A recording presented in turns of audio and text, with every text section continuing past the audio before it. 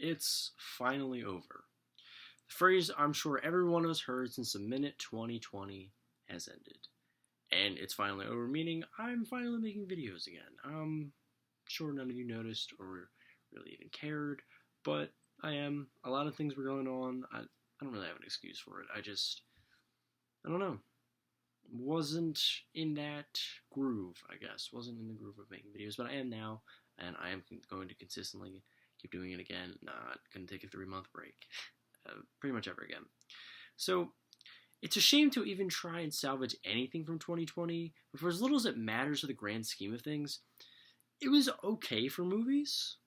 While the delays and pushbacks of the year made it harder and harder to find things to review or watch, there weren't any major blockbusters. There weren't a good chunk of really, like, the movies that I thought were going to be really great this year just were not released.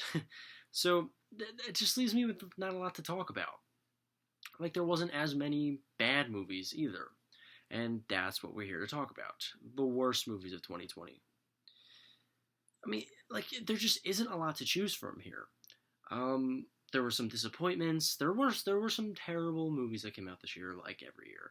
But I don't know. This list just kind of seems lame in comparison to, say, something like 2018, where there were an abundance of really bad movies that were just fun to just rip through and really tear into. But here, there's just a lot of like, it was whatever, it was just kind of boring, it was just a little mundane, it was really disappointing. Nothing that really screams, hey, this was bad, talk about it.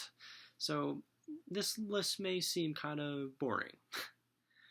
But, and I didn't see every movie that came out in 2020. That was really why I didn't make, any videos up to this point, just because I got to the point where I was watching so many movies just to catch up on everything, where it was like I needed to stop. I needed to cut off somewhere, so I skipped out on stuff like Dolittle, Capone, and Fantasy Island. I was just like, nah, just gonna save myself from watching any of those movies. And I do have a list of dishonorable mentions. Stuff like Wonder Woman 1984 was bafflingly disappointing and kind of lame. I do plan on talking about that movie in another video coming up, but the one and only Ivan was a complete snooze fest, but not terrible. Underwater was just pointless. It was just basically Alien, but underwater. And Project Power and the Lovebirds were just being super forgettable. Yeah, a lot of movies this year were just like that. They were just there. They happened. Not too bad, not too good. Just kind of there. So, yeah, and really, most of this list just sits at an average of a C. And that's, I don't know. I don't feel like that's a worse list. But still, we got to talk about something. So let's get into the top 10 worst movies that I saw in 2020.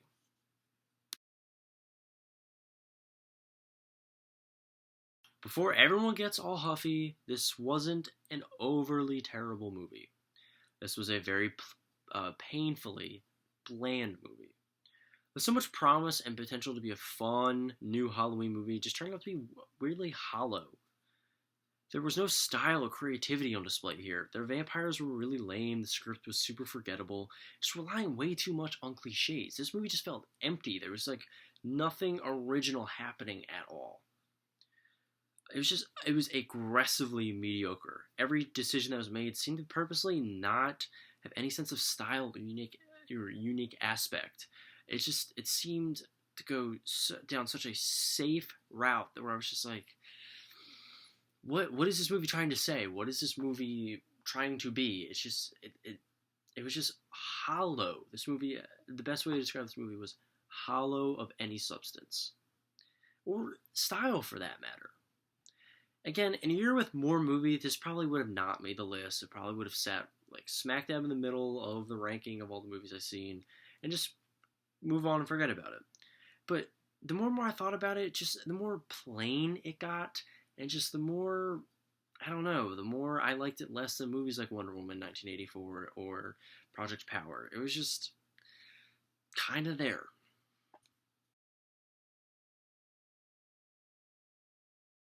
Thankfully, unlike the last movie, Gretel and Hansel actually does a decent amount to make it stand out from the pack.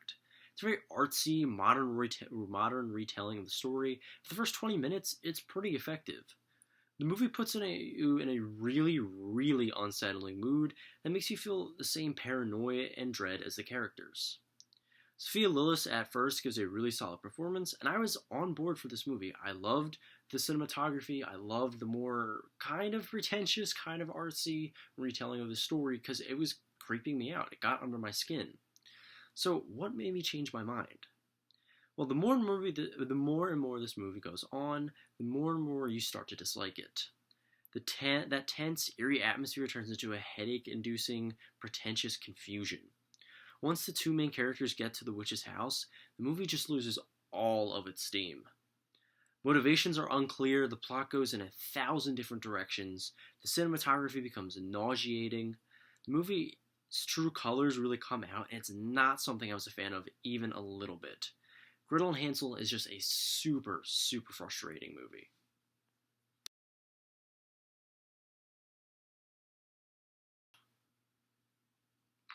Ooh, this is one of the most boring movies I think I've ever seen in my life.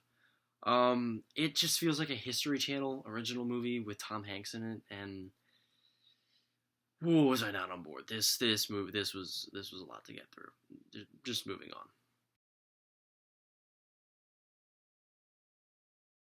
Oh, Impractical Jokers. What happened? For simple as it is, the Impractical Jokers show is something I've been a fan of for a while. A show about making your friends do dumb things and laughing about it is, I think, something that's universally likable. It's just a very easy show to watch. And the genuine friendship between these guys really helps make the show that much more enjoyable. But this movie's a bad representation of that. The show has been declining in popularity over the past couple of years, and this movie just seems like a desperate attempt to regain that. The least amount of effort was put forth here. The so-called plot was excruciatingly bad. I mean, just worse than made for TV, like horrible, horrible, horrible writing. The gags and sketches were just standard ones you'd see on a standard episode of The Impractical Jokers. They didn't go any farther than they could in the TV show. They didn't do anything crazier. It was just like standard. It was just whatever. It wasn't anything special. This movie has really no reason to exist other than to crap on the name of The Impractical Jokers. This movie was very disappointing. Let's just leave it at that. It was bad.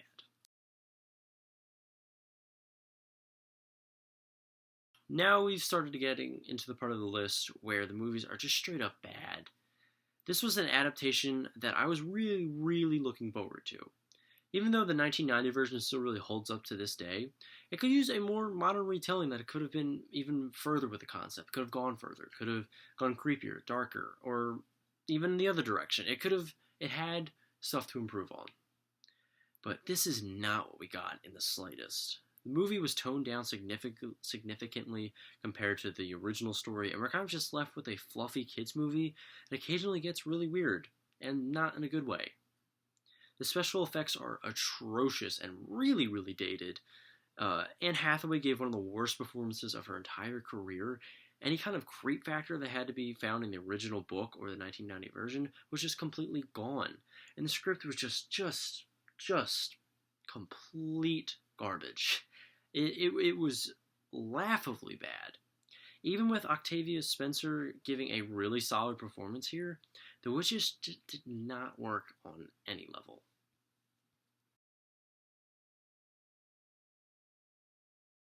There's a reason why I never got around to reviewing this trash heap of a movie. For the longest time, I just couldn't finish it. The animation is so cheap looking that it felt like this Cartoon Network original movie from 2009. The script was so dumbed down and basic that even little kids would probably call bullshit on it. And it was just Scooby-Doo, but a superhero movie. They don't expand on anything. It is so bare bones and minimal effort.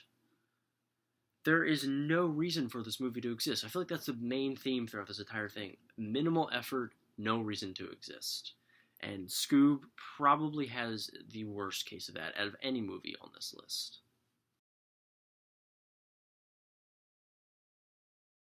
What a strange movie this is. Building a Will Ferrell comedy around such a strange real-life contest sounds like a pretty good idea in theory. Even with Will Ferrell's not-so-great track record as of late, I stayed optimistic going into this thing. Safe to say that feeling didn't make it past the first 10 minutes. Eurovision Song Contest tries to do way too many things at once. It's a musical, it's a comedy, it's a competition drama, and it fails at every single one of them. The movie has this weird non-humor that just doesn't work at all. The way the jokes are told just doesn't come out right, and it's very, very awkward. And it clocking in over 2 hours, and just, whew, this was a marathon to get through. All the performances were bad, the weird concept isn't expanded on at all, and the movie just fails on pretty much every level again.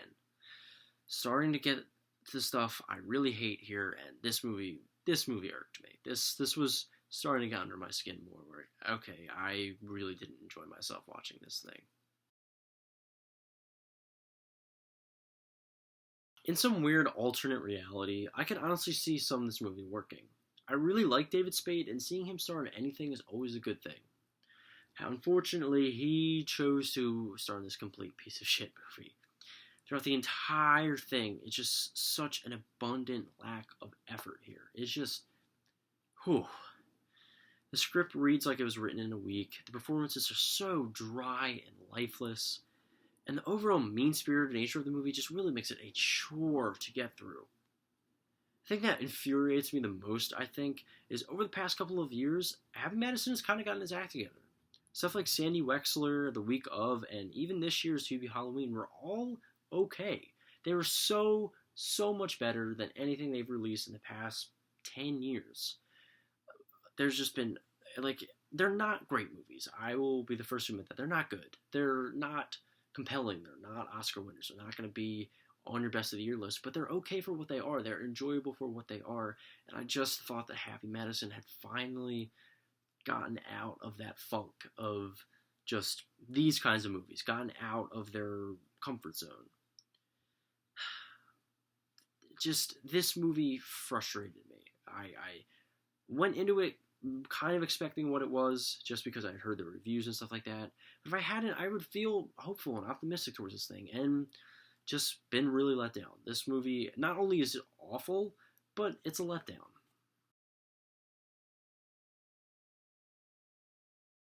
Now, objectively, this is one of the worst movies I think I've ever seen in my life. I'm not trying to exaggerate or play it up for the list or, hyperbole. This movie is truly awful. It's incoherent, has about 10 different plot points that go nowhere. The leading actor seems like he's trying to give a terrible performance, and the editing is so laughably bad that I wonder if the editor even struggled comprehending something like iMovie. It's boring, it makes no sense, it's somehow extremely generic and like nothing I've ever watched before. It's just some of the worst screenwriting I've ever seen in my life. So why isn't it number one? Why is this truly awful, one of the worst movies I've ever seen in my life, not topping the list? Simply because of the fact that I couldn't stop laughing the entire runtime. This was easily the most enjoyable time I had with any of these movies on this list, because of how interestingly bad this movie is. It may be a worse movie technically than my number one, but I'd pick this movie over my number one any day of the week, just because this movie is you just have to see it to believe it, because it is laughably bad. So, here we go. Number one, what is it? What is the worst movie of 2020?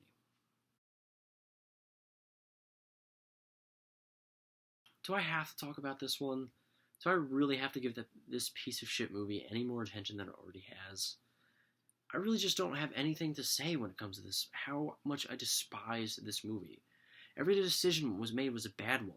The movie was clearly just made for, the hell of it. Just, oh, we have to retain these rights. And those are my least favorite kinds of movies, where it's just, hey, we have to get this done just so we retain the rights. In my head, I imagine the writers of this movie breezing through the book in a few hours, reading through the cliff notes, and then making the worst possible movie out of that on purpose.